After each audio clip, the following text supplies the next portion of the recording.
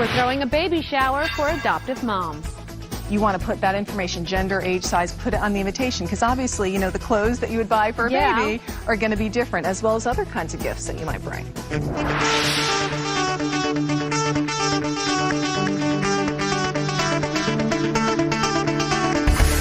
April is known for April showers, and this could mean it's time for baby showers as well. However, sometimes those who are adopting are forgotten when it comes to showers because it can be tricky to plan a shower that doesn't revolve around conception, baby bellies, and delivery. Well, Nicole Witt, Executive Director of the Adoption Consultancy, is here with tips for planning an adoption baby shower. Okay, let's talk about this and the fact that first of all, you want to talk to the parents. The very first thing you want to do is talk to the adoptive parents, because some may want kind of a traditional shower and have it before the baby comes home, and others might want to wait until after the placement when circumstances can't change anymore. So you need to check with them with what they're most comfortable with. And you have to be aware of the age, gender, sizes, because if people are going to be bringing things, and you think baby showers, you think babies, but not necessarily. Right, and a lot of times it may be a newborn, and you may be doing the shower ahead of time and not know, but if it's taking place after the baby's home, or if they're adopting an older child from abroad,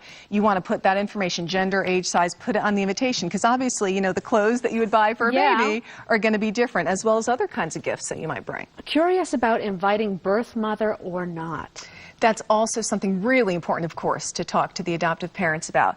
If the adoptive mom and the birth mom have developed that kind of bond, it can make for, you know, a beautiful, meaningful event at the shower. And in some cases that happens, in many cases it doesn't happen. So you need to talk to them and see if they're okay with that. Okay, choose a theme, and not necessarily one surrounding pregnancy. Right, which seems sort of obvious, but it can be hard with what's on the market. You know, so many things are kind of focused around the baby bump and, you know, even the decorations and the goodies. So it can be hard. You have to look around a little bit, but usually you can find kind of a more generic type of invitation. That's good. You can tie it to the nursery theme. Maybe it's bumblebees, something like that. There's a lot of cute things out there. You could tie to a favorite storybook character like Winnie the Pooh, or maybe to the child, where the child's from, or their heritage. I was wondering what the globe was here for. And if the child's being adopted from abroad, a really great idea is to have guests sign the globe instead of a guest book, and it makes for a really wonderful keepsake for the family. I like that. Now, what about the flexibility on a date for this event? Yes, the shower has to be planned with flexibility. Circumstances can change ahead of time, or if they're doing the shower after the baby's home, once the baby's home, details might not fit. The time of day, the location, so you got to happily change things, don't make them feel guilty, and just focus on the celebration. Are games always a must at showers? Well, you know, just because we're not focusing on pregnancy doesn't mean that we have to skip games. Some of them, like this one here, are obviously inappropriate for an adoption baby shower. Yes. Some aren't. You know, there's this cute little game with napkins, and then as people are snacking, they can put their answers inside. So at first glance, it looks good. But you look more carefully, and it says, you know, who's the baby going to look like? How many brothers and sisters are planned?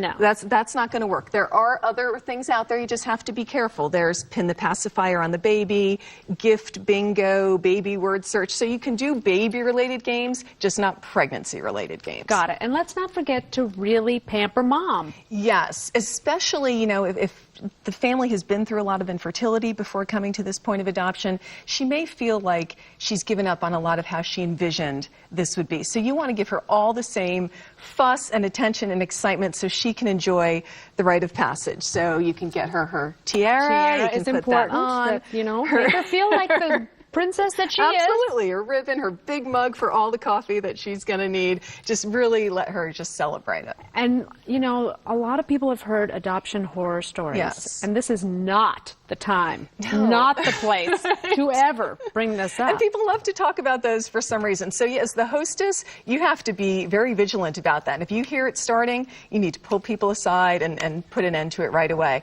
You might even want to talk to some people ahead of time and make sure they're clear on what's appropriate and what's not. Because even though we're not focusing on pregnancy, you also don't want to give undue attention to adoption. You just want to focus on the celebration of building the family. And I don't know about you, but I really like the co-ed showers, because I think the guys should be just as involved as the girls. Absolutely, absolutely. And this is a little bit less traditional, so you can have the co-ed shower. If they're okay, you can have drinks, champagne, mimosas, specialty cocktail, and just celebrate. And celebrate this new being coming into your lives. Nicole, thank you so much. Thank you. Cheers. Cheers.